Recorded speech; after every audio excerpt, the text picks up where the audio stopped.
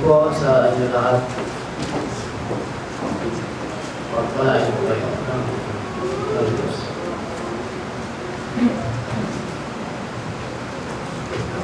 Nasa ilalim po tayo ng Romans. Nandiyan po siya. At nabasa ko ito ng buong ulit dahil katulad po ng dati ay nauuna na po ito. Sunday pa lang ibibigay na ang ating pong mga text. At hindi na po nababawasan po yung hirap natin maintindihan. Maintindihan na po natin kahit paano.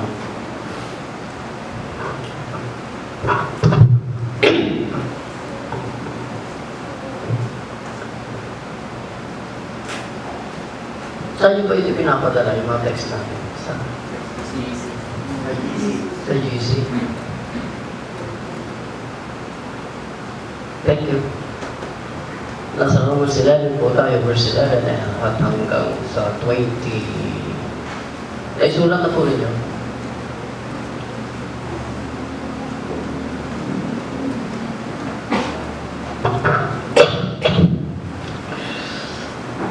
Diyan po sa chapter 11, nagsimula po tayo sa 11. Pumwesto po tayo dyan. Inilagay po natin ang ating pag-aaral at ang ating salita na ating gagamitin dyan. Pumwesto po tayo dyan sa chapter 11. Pero babalikin po natin ang simula ni Apostol Pablo sa chapter 9. Ang chapter 9 ang simula ng chapter 11. Eh sinasabi kong pumwesto tayo dyan sa halos magtatapos na si Apostol Pablo sa kanyang mga salita na kanyang bitiwan sa mga mananampalatayang hindi doon sa Roma.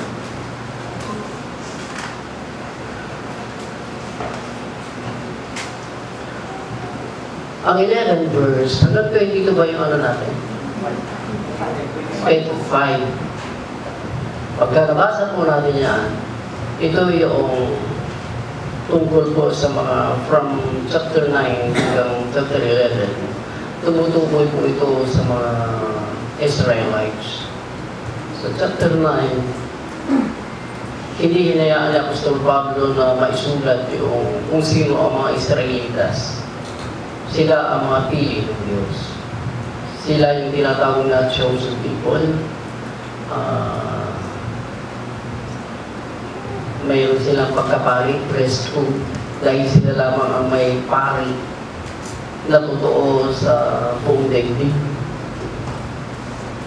At iban doon, ang kanilang advantage sa mga Intel ay ang si Jesus ay doon talaga sinilang sa mga Hudyo, hindi siya Chinese, hindi siya Ilocano. And aside from that, brethren, yung mga promises na sa kanila hindi binigay sa mga Intel. Ang mga batas ay binigay sa kanila hindi sa mga Intel. Ang dami mga advantages sa mga Hudyo sa buhay nating mga Intel na tayo ay mananampalataya. Ganun pa man. Pagkatapos noon ay binagtabagtas na Apostol Pablo ang mga salitang mahalaga sa buhay ng mga Hudyo. Ganun pa man. Na sila ay mga tao ng Diyos.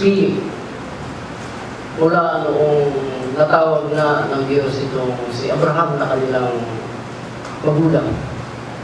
Nasabi kay Isaac, si Jacob, and then the 12 tribes.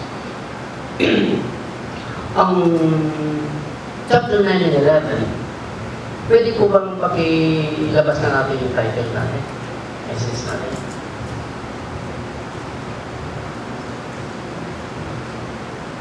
Ang Diyos ang masigit na katakutan. Meron ba yan, Pastor? Nakakayan. Dito yung ang Diyos ay dapat katakutan. 9 hanggang 11. Mamaya papag-ibayin po natin yan. Nakayag ang galit ng Diyos sa buhay ng mga Hudyo. At yung galit na ito ng Diyos, yun ang pinapasilip na Apostol Pablo sa mga Intel. Puntahan natin ang halos magtatapos ng mga salita ni Apostol Pablo sa 11 ng Romans.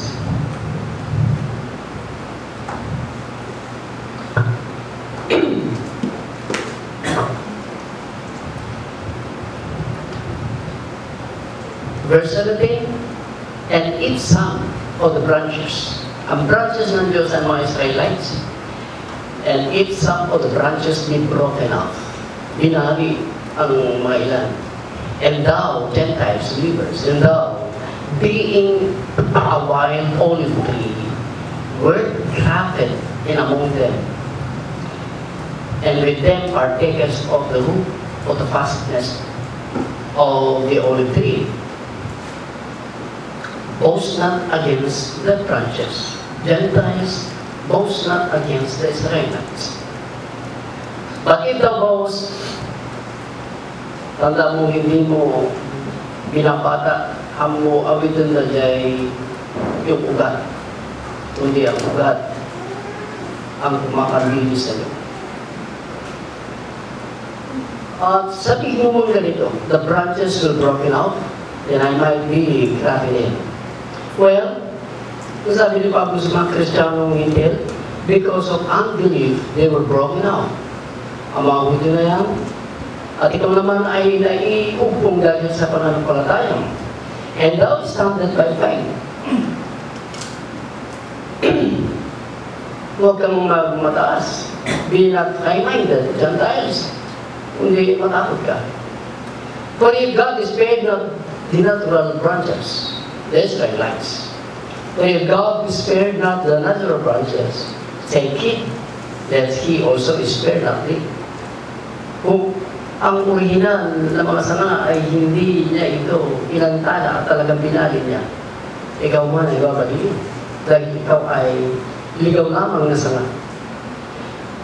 Behold therefore the goodness and the severity of God. Ang kabutihan ng Diyos ay makikita mo rito, at ang galit ng Diyos ay makikita mo rito. And then the spell, severity, but toward the goodness, if thou continue in His goodness, otherwise, kung hindi ka magpapatuloy, babaliin ka rin. Hindi. And they also, behold therefore the goodness and severity of God on them. Which spell? Severity, but toward the goodness. If thou continue, kung magpapatuloy ka. Kaya kung hindi ka magpapatuloy, pag maaasahang hindi totoo yung sinasabi ng ibang mga churches, leaders, na once you are saved, you are saved. My warning is ito, kung magpapatuloy ka. Kung magpapatuloy ka, yung kagandahang loob, mararanasan. Kung hindi ka magpapatuloy, babaliin ka ng Diyos. Kaya sinasabi niya, matakot ka. Dahil ang pagbali ng Diyos sa kanila ay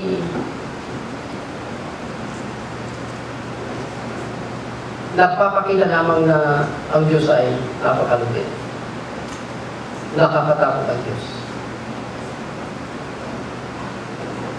Nagsalita si Pablo sa ganitong salita. Well, verse 20, because of unbelief, they were broken off. And thou standest by faith. Be not high-minded, but matakot ka. Dapat ang Diyos ang masigit na katakutan. Ang chapter 9 ay naghahayag na ang Diyos ay dapat katakutan. Dahil marami sa bahaging ito ng kasulatan na ipinakita ni Apostol Pablo, hinigising ni Apostol Pablo ang sinumang nananampalataya doon sa Roma na dapat maisilang ang mas matibay at mas malaking takot sa Diyos. Dahil ang sinasabi ng Apostol Pablo ay ang pagkabali ng mga Hudyo, pagkamat tao sila ng Diyos, makikita mo ang kalupitan ng Diyos. At ang kalupitan ito hindi dapat mangyari sa mga Hintil na katulad natin doon sa Roma. Ang Roma ay, ang church sa Roma noon, noong 1,000 taon ang nakakaraan ng mas higit 1,000 taon ang karaan pagkatapos si Kristo ay namatay. Ang iglesia sa Roma ay nawala. Nagpatuloy siyang nilakaran ang mga hindi dapat nakarang katuruan. Siya yung Roman Catholic Church. Siya po yan. Hindi na siya yung bunga ng church sa Jerusalem. Yan ay kasama natin noon ang Roman Catholic Church. Ngunit, 1,000 taon lang ang nakaraan. Inihiwalay na siya ng church doon sa East. Itong church dito sa West. Dahil nagpalalo ang church na nasa Roma. Kaya tinawag na nila ngayon Roman Catholic Church. And with brethren, 9 hanggang 11, ay iniyakayag na Apostol Pablo ang galit ng Diyos. Titingnan natin ang mga patunay ni Apostol Pablo na dapat katakutan ng mas higit ng Diyos. At naglagay din po siya kung bakit kailangan matakot ang sinuman, higit sa lahat ang mga mananampalataya sa Diyos. At nagpapakita rin po siya sa mga bahagi ito ng kasulatan kung bunga ng ikaw ay may takot sa Diyos. At kung anong bunga mayroon sa hindi natin pagkatakot sa Diyos. Ito isa kayabangan ng sinasabi ng Apostol Pablo, huwag kang masyadong mayabang. Gentiles. Huwag kang mayabang. Dahil papalitin din ang Diyos. Tanggapin natin yung hindi, maraming mga mayayabang ng mga Kristiyano. Hindi natanggal ang kayabangan ng mga Kristiyano. Ang tunay na buhay ng Kristiyano, siya yung pinaka-mababa ang loob. Dahil ang mababa ang loob ang sinasabi ng Panginoong Isus nung hindi pa siya namamatay, makikita nila ang Diyos. Kaawaan sila ng Diyos. Ngunit ang mga mayayabang ibabagsak sila ng Diyos. Hindi lahat po kasi ng tao ay may takot sa Diyos. Ang tao ay napakaraming mga kinakatakutan. Ngunit ang mas higit natin katakutan ay ang Diyos. Dahil ang tao na ating kinakatakutan ay mayroon silang hindi kayang gawin sa buhay natin. Samantalang ang Diyos, yung hindi kayang gawin ng tao na kapahamakan para sa atin ay kayang gawin ito ng Diyos. Pagkatapos sabihin ng Panginoong Hesus sa kanila nang hindi pa siya mamatay, sinasabi ng Panginoon sa kanyang mga alagad, nung pakayuin niya sila ay sinasabi niya, huwag kayong matakot sa mga taong pumapatay. Ngunit pagkatapos nito, wala na silang magagawa. Mapapatay nila kayo sa naman hanggang doon na naman. Ngunit sinasabi ko sa inyo, sinasabi ni Jesus, ang katakutan nyo, yung may kakayanan, may kapangyarihan na pagkatapos na patayin ka sa laman, ay kayang dalhin ka sa impyerno. Dapat katakutan ang Diyos na masigit sa mga kinakatakutan natin. Natatakot tayo sa mga pangyayari na maaaring nangyari sa atin. Ngunit sinasabi ng Biblia, ang higit natin katakutan ay ang Diyos. Ngunit bumabaliktad ang mga pangyayari.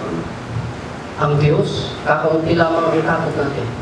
Ngunit sa mga pangyayaring nangyayari sa buhay natin, yun ang ating mga kinakatakutan. May mga tao talagang walang takot sa Diyos. Let me read chapter 3 ng Romans. At makikita natin kung sino ang mga may walang takot at may takot. Hindi na sabi ng Apostol Pablo. Chapter 3.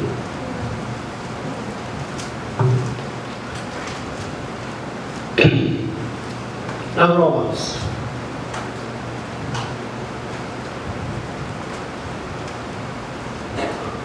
Verse 18. Punta ako doon sa pagtatapos ni Apostol Pablo sa chapter 3. Babalikan po natin yan mamaya, yung mga nasa taas. There is no fear of God before their eyes. Walang takot ang mga ito sa Diyos. There is no fear of God before their eyes.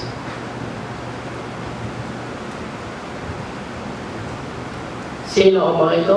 Verse 17, wala sila sa daan ng kapayapaan. Hindi nila alam ito. At ang kapahamakan, verse 16, ay nasa kanilang mga daan. At ang kanilang mga ginagawa, verse 15, ang kanilang pa ay napakabilis upang bumubol ang dugo. Umapatay sila ng mga tao. Verse 14, at hindi tumitigil ang kanilang mga mouth, mouth Ang kanilang mga bibig na magsalita ng hindi totoo. Whose mouth is full of cursing and bitterness. Maririnig mo sa kanyang mga salita, ang lumalabas sa kanya, makita mong mayroong hinanakit sa kanyang puso. Ang lumalabas sa kanya, yung laman ng kanyang puso.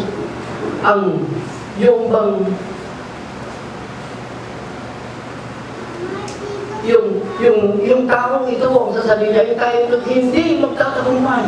Ganoon na lamang ang kanyang mga sasalita. Kailanman, itaga niyo sa buntong, ang taong ito, hindi magtatagumpay.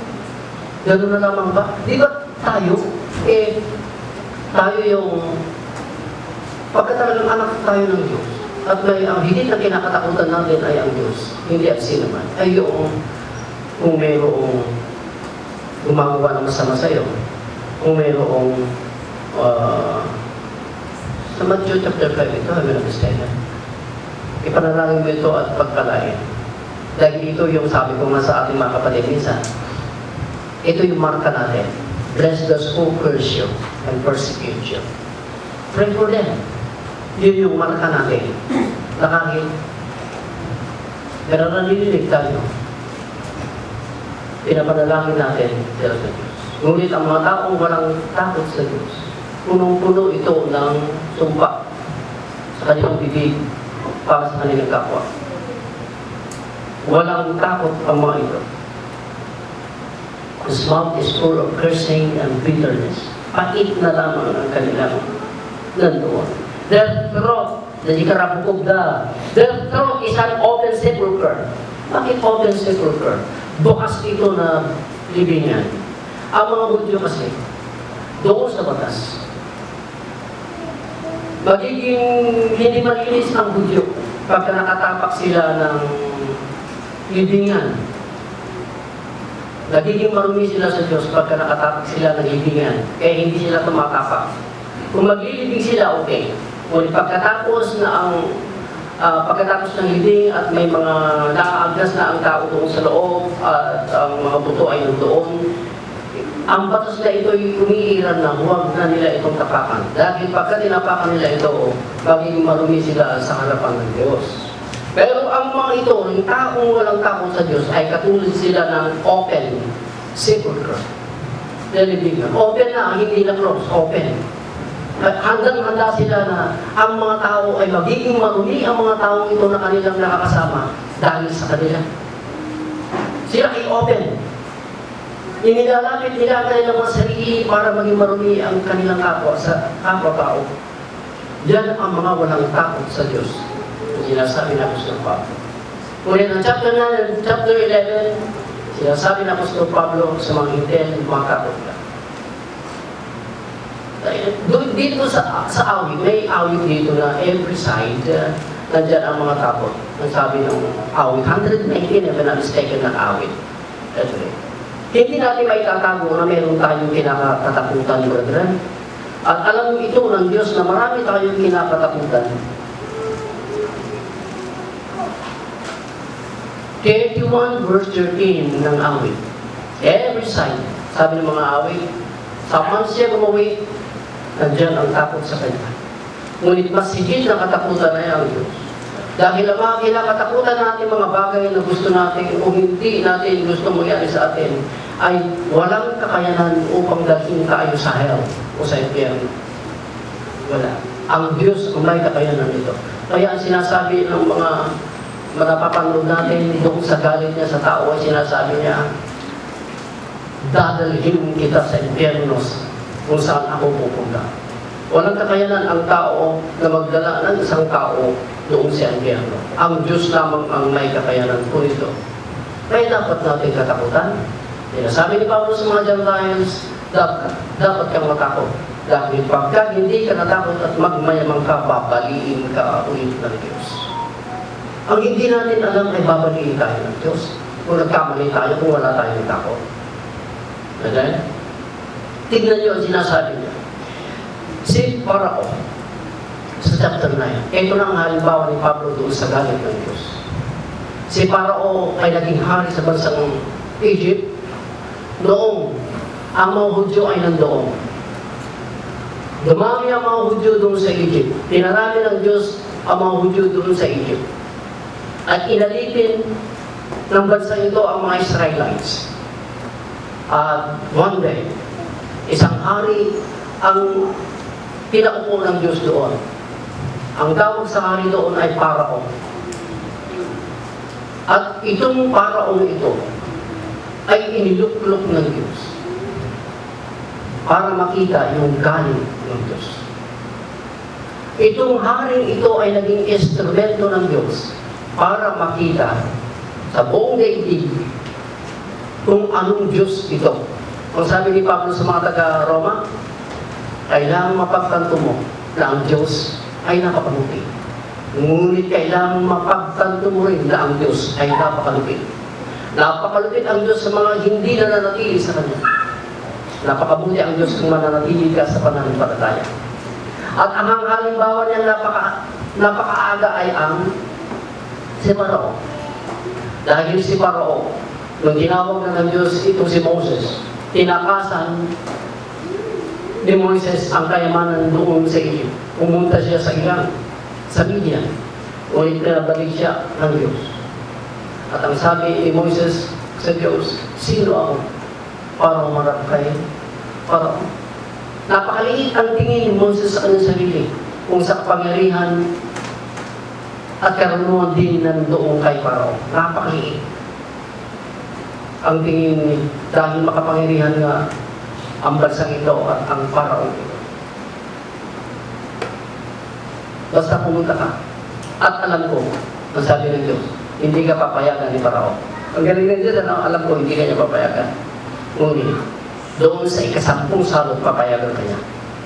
Napakatigas ang puso ni Parao, brethren. Hindi pinatigas ng Diyos, kundi siya ang nagmamatigas sa harapan ng Diyos.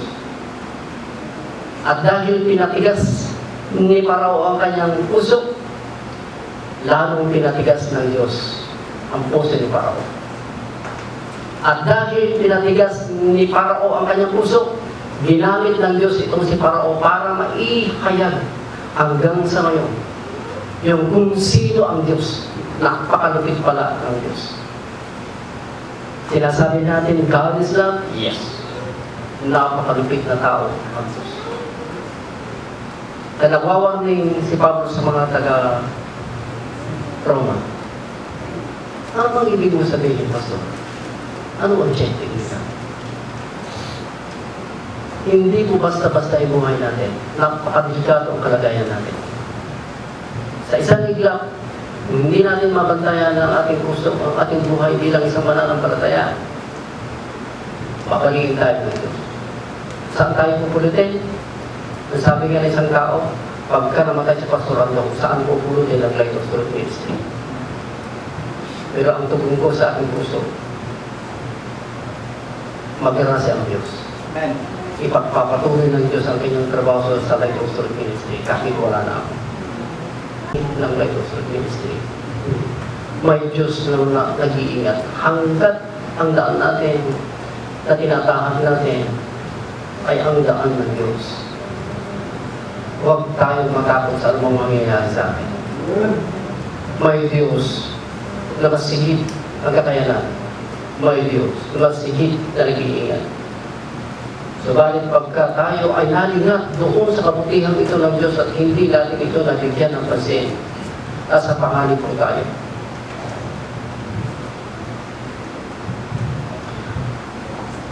Chapter 9, ito po ang halimbawa ng galit ng Diyos. Chapter 9, verse 17.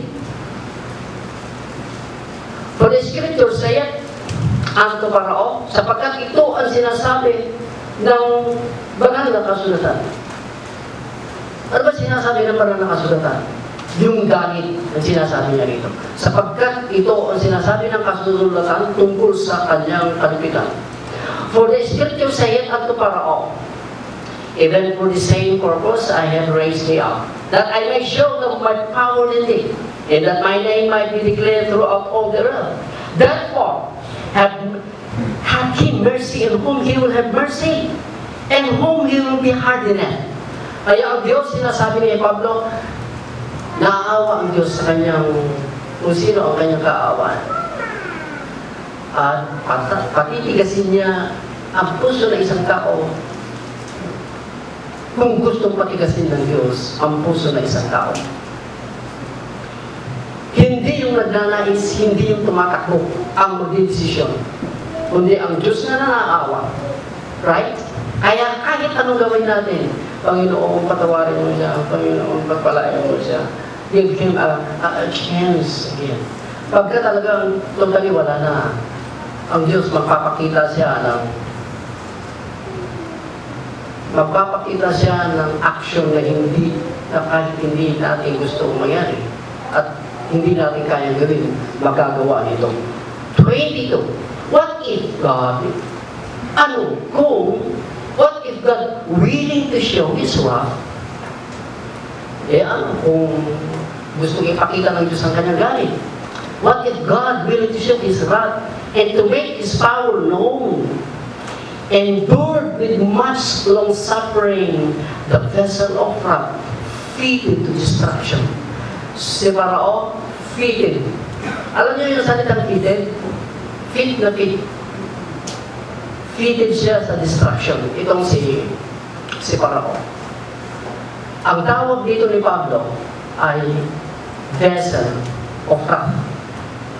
Ito'y kasangkapan ng galit ng Diyos. Si Parao ay naging kasangkapan ng galit ng Diyos. Talagang galit na galit ang Diyos sa Egypt dahil hindi nila pinakitaan ng halos 400 years ang mga Israelites. Pinahirapan nila ang kanilang kapwa-tao o Israelites. 400 years. At ito'y labis na nasaktan ng Diyos. Nakakikumbinsihin niya ito si Parao to change his life. Pinatigas niya at ang kanyang sabi, sino ang Diyos ng Israelites? Yung salita nito, sino ang Diyos ng Israelites? Pagka pumunta ito si Moses at ang kanyang kuya na si Aaron, sabi niya, sino ang Diyos ng Israelites? Hindi niya kilala talaga. Dahil ang nasa kanyang isip, siya ang Diyos. Kaya tuluyang fitted siya sa galit ng Diyos. Ang tawag dito ni Pablo ay kasangkapan. A vessel. Makikita kayo dito vessel, yung mga malalaking baka noon sa panahon namin, mga vessel of wrath. Ang sinasabi ng Apostol Pablo. Napakita ulit ng isang galit ang Diyos. Sabi nga ni Apostol Pablo sa kanila dahil ang kanyang binabanggit ay ang mga Israelitas na dumating na ang galit ng Diyos sa kanila. Na hindi, ganito ang kanyang sinasabi. Na kahit napakarami, sinasabi nga ni Isaiah sa kanyang panahon, na kahit ang bilang ng mga Israelitas ay katulad ng mga buhangin dyan sa dagat, ngunit ang sabi ng Diyos, kakaunti lamang ang ititira ko sa mga yan. Tignan niyo yung galit ng Diyos. Yung galit niya na yan, ubusin ko yan. Let me read. Ito, nakikita natin ang mga galit ng Diyos. Nagwawarning ang Diyos sa mga hintil na katulad natin na nasa Roma. And verse 27, and Isaiah also cried concerning Israel, though the number of the children of Israel be as the sand of the sea, a remnant shall be saved.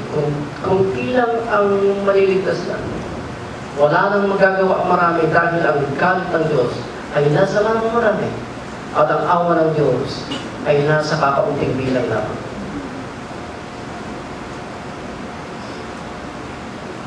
So, 29, naghalimbawa. Ito si Pablo. Dahil sinabi ito ni Propeta Isaiah. And as Isaiah said before, sinabi ni Isaiah noon ba, except the Lord of Sabaoth hath left us a seed, we have been a Sodoma and been made like unto Gomorrah. Luhan na tayo kaibat dyan, itibugal na mangtid, mangpaado kanya tayo. Una ni Isaiah, la kaila de Gomorrah at Sodoma. Alam niyo yung kwento ng Gomorrah at Sodoma?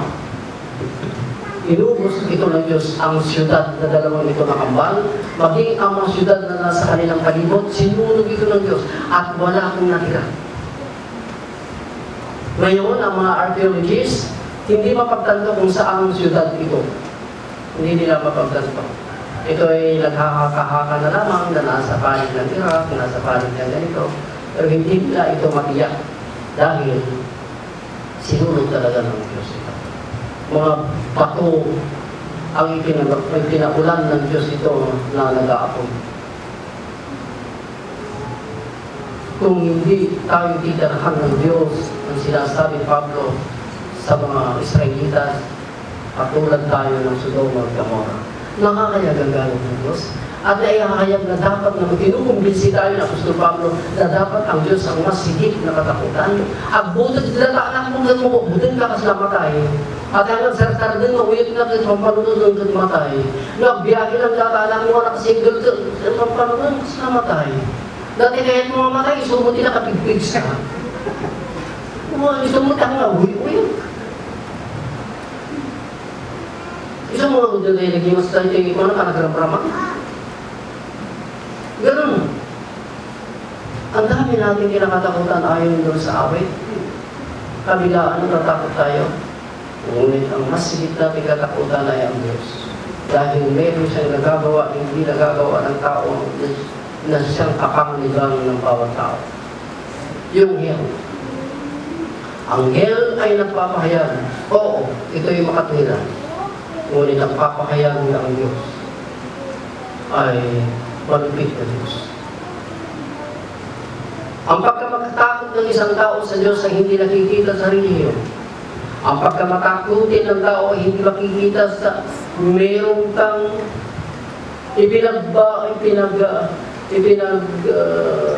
ipinaglalamang katuruan.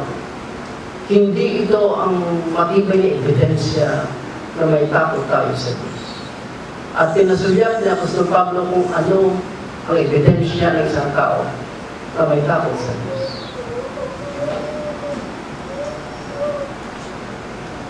Let's begin in chapter 10 ng 1 Corinthians. Minsan pinasulyap ni Apostol Pablo ang mga tao noon na inilabas ng Diyos sa Egypt at naranasan nila ang galit ng Diyos. Let's begin in chapter 10. Chapter 11. Tignan natin kung sila ito. Tignan natin sa 1 Corinthians po tayo. Tignan natin kung nasa anong chapter siya. I remember this one. Yes, chapter 10. Moreover, brethren, verse 1, I would not that you should be ignorant. Gusto kong malaman nyo at ayokong hindi nyo malaman na ating mga magulang noon ay nasa ilalim ng itong cloud, ito ulap, at sila man ay dumaan sa dagat. Protektado sila ng Diyos, kababalaghan ng kanilang naranasan, at nabautismon sila kay Moses doon sa cloud at doon sa dagat. Kumain din po sila ng mga spiritual na pagkain, verse 3. At uminom din po sila sa mga spiritual na inumin. Verse 5, but with many, dito na siya nag-iin, but with many of them, God was not well pleased. Itinumba sila ng Diyos doon sa wilderness dahil hindi sila nagustuhan ng Diyos. Tignan niyo ito, brother. Walang takot ang Diyos na pumatay. Thousands people ang pinapatay ng Diyos.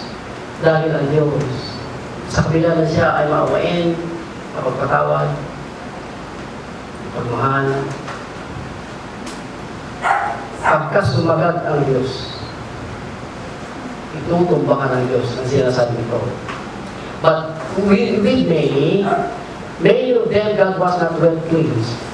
For they were overthrown in the wilderness. Now, ang mga bagay na ito na sinasabi ng Apostol Pablo, examples natin ito. Now, these were our examples to the intent that we should not lust after evil things as they also lasted. Baka ito naka-ready na gumawa ng hindi mabuti. Kaya warning ito sa atin, yung sinasabi ng Apostol Pablo, na huwag natin silang tularan.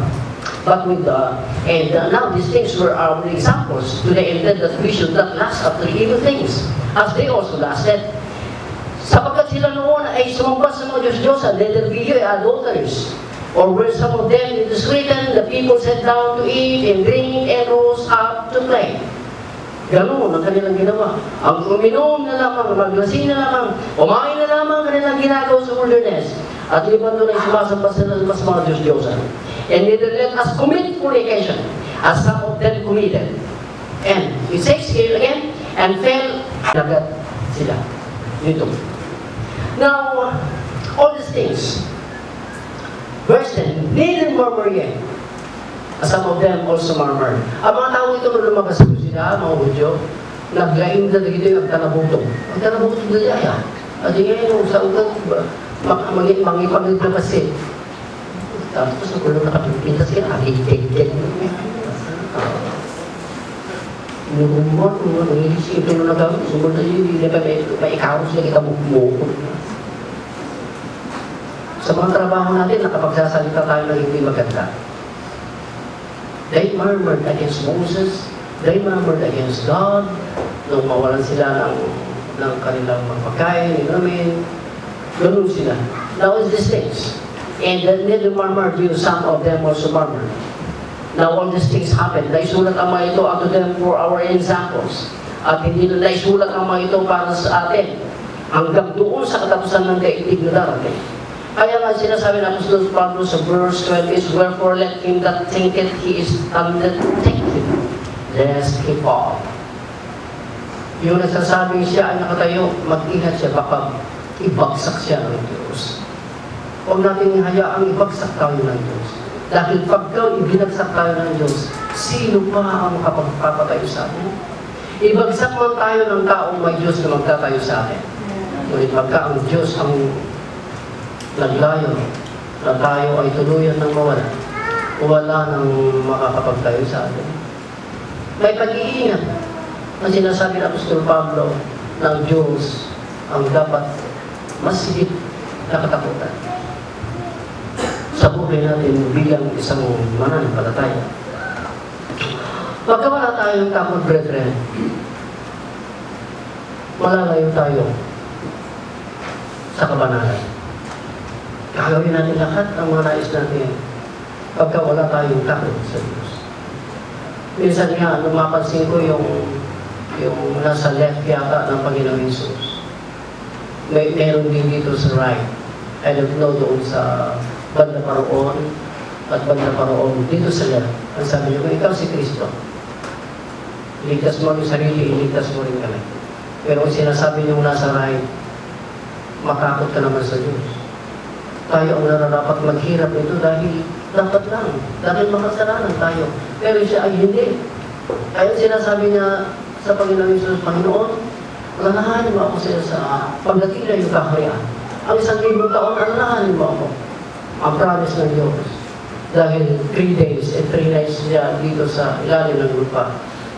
Kasama kita ngayon din sa araw na ito. Dahil sa araw na iyon ay 3 araw siya sa lupa, sa hell. Hindi siya dumiritso sa langit. Dahil ang resurrection ay 3 days after, right? Pagka wala tayong takot, salvation malayo. Pero pagka may takot tayo, ayon doon sa nasa right, matakot ka sa Diyos. Siya ay may takot. Sinasampalatayanan niya na si Jesus, ang Messiah. Pero siya, hindi siya naniniwala yung nasa niya. Walang takot. Pagka wala tayong takot, kahit anong gawin natin, o tulid-tulid tayo, pugi-pugiin tayo, nararamihin tayo, akar tayo relihiyon, ang malalata relihiyon, iti mag-isarakan kanya tayo. O ibulsayo aming relihiyon, naon tibutin niyo iti Diyos, akas gada ito. Pastor, magkagkaman iti, iladawatin niyo, Pastor, magkagkaman iti, makuran na isa duwa pag-ilasinan niya, iti may isang tabot at dati na. Unang-una, pagka mananampalataya tayo, tapat kayo sa inyong mga trabaho. Minsan, ang sinasabi ni Jesus sa mga Hudyo, sa Matthew 25, nagbigay siya ng halimbawa, pagkatapos niya tanungin sa kanila, sino ang tapat na alipin? Sabi niya sa mga Israelites. Dahil ang alipin talaga ng Diyos noong pa sa Old Testament ay ang mga Israelites. Sila tinatawag na witnesses. At ang sinasino ang tapat at mabuting gamitin, nagbigay siya ng isang parable. Ang among tinawag niya ang kanyang alipin na tatlo. Nagbigay siya ng 5, nagbigay siya ng 2, nagbigay siya ng isa na talents. Ano talents? Talents. Ito. Uri ng pera ito. Talents. Hindi po yung abilidad natin. Ang tawag doon sa mga money na yun ay talents. Tinatawag niya pagbalik ng kanilang Lord. Ito po yung 5 na bigay mo, Panginoon. Tumubo po ito. Good. Mabuti at masipag. Ito po yung dalawa nag-increase din po. Very good. Nandun yung isa. At ang sabi niya, ito po yung binigay mo sa akin. Kasi alam ko kasi na nag-aani ka na hindi mo naman tinanim. Talagang makapangyarihan ang kanilang among pero yung ani, hindi niya lupa, aanihin niya. Kaya ito, tinago ko, kaya ito, ibalik ko ulit. Alam mo pa ng ganyan, ako kapangyarihan, bakit hindi ka natakot, sabi ng Panginoon sa kanya. Pwede basahin ko po ito. Kailangan ng takot na buo. Dahil pagka hindi talaga tayo talaga natatakot ng tama, ang pagiging isang tapat natin lingkod ng Diyos, affected po yung pagiging servant natin. Maaaring hindi natin ito maituloy. Kung naitutuloy man natin, ito baka masisira din natin. Ang trabaho natin ay maaaring maging sanhipa ng kasiraan ng iba, kaya nag-iingat tayo. At ang pag-iingat na ito ay sapat pag may takot ka sa Diyos. Dahil ang taong may takot sa Diyos, sila yung mga marunong sa Espiritu. Proverbs chapter 1 verse 7. The beginning of wisdom is the fear of the Lord. Baliktadin natin, the fear of the Lord is the beginning of wisdom in the spiritual. Tayo ang mga marunong sa spiritual. Hindi yung mga taong walang takot sa Diyos. Hindi sapat na sabihin ng tao na nanalangin siya ng haba-haba. Nakapagbibigay siya ng mga ahon sa iba. At siya ay may religion. That is not the evidence of how a man having a fear to God.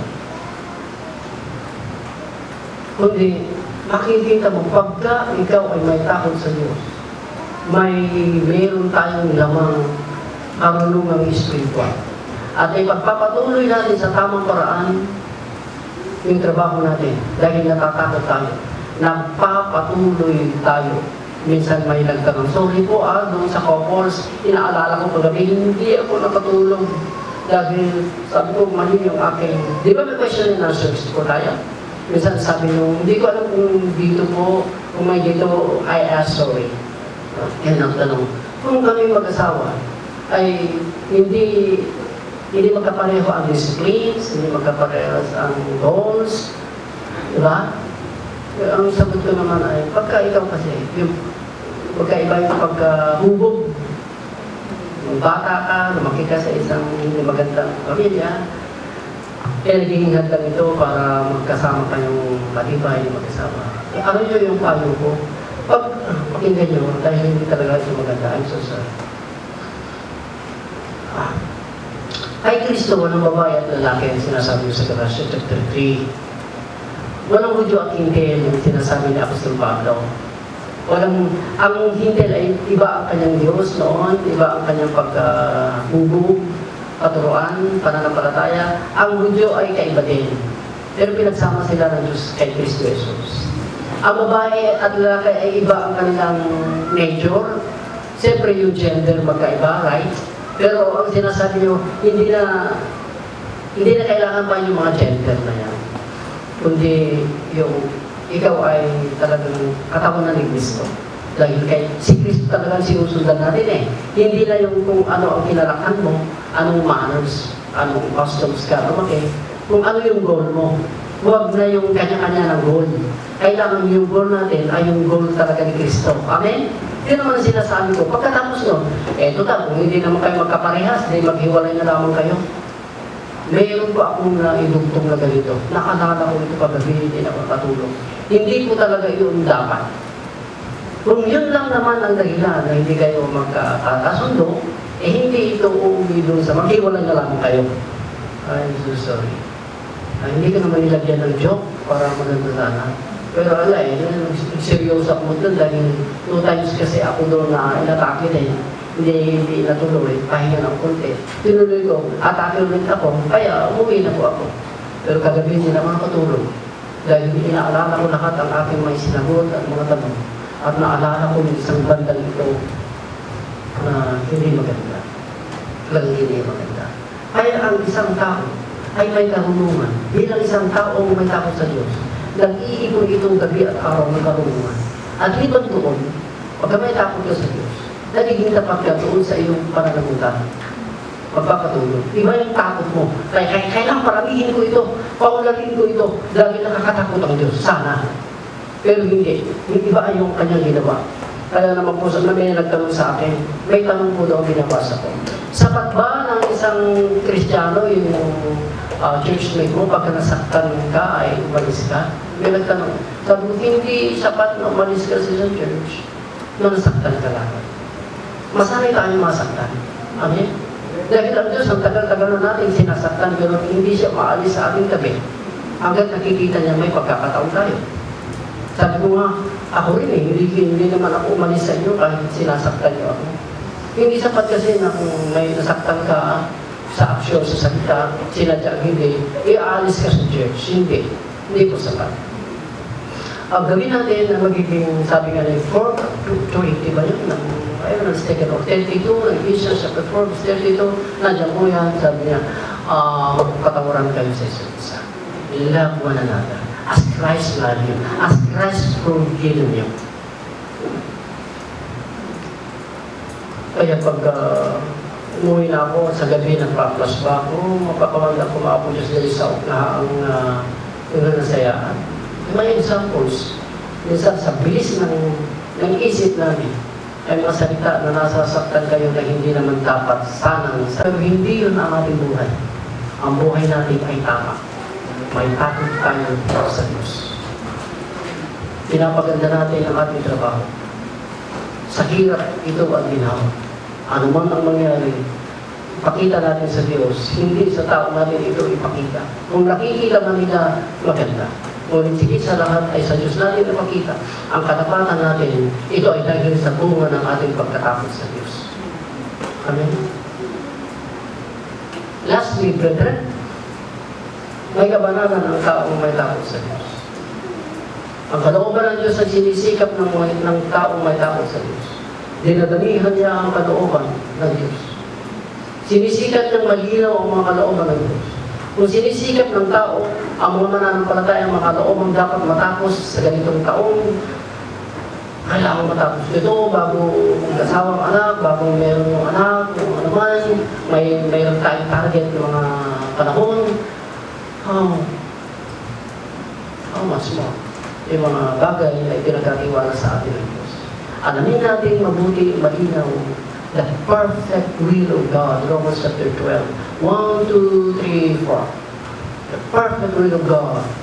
Ang aalamin natin, dahil ang tunay na magkaroon sa Diyos, mas madalas na hinihindihan niya ang kanyang sarili. Mas madalas na ang kanyang kalooban ay hinihindihan niya. Hinihindihan niya ang daigdig na pumipigil sa kanya. Ang kanyang tungo ay ang matapos niya ang kalooban ng Diyos. At may pakita niya doon sa kabanalan ng kanyang buhay ang kanyang pagkatapos sa Diyos. That's why, brethren, this is my word.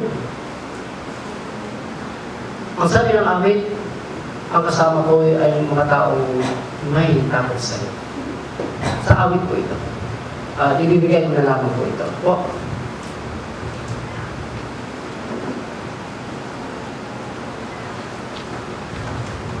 Awit 119, verse 63. Basta ako, ang kasama ko ay ang may takot sa Diyos. Pwede kayong mag-isama sa mga hindi ligtas na tao, pero mag-iingat po tayo. Ano po? Baka yung katapatan natin sa Diyos ay mauwi sa wala. Yung takot natin dalisay ay baka mawala. Eh, sinasabi na Apostol Pablo ay feel God, Gentiles. Manalangin tayo sa Diyos sa gabi at sa araw. Tulungan niya tayong mabuo natin ang pagkatakot natin sa Diyos. Amen. Makakatulong ang salita ng Diyos sa atin.